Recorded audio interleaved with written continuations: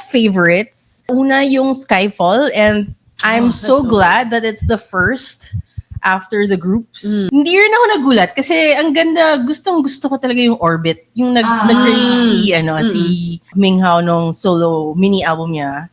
So parang Skyfall following that really felt like, oh my God, you're so good. Actually, yun yung thought ko. Oh my God, Minghao, you're so good. As in parang ganon.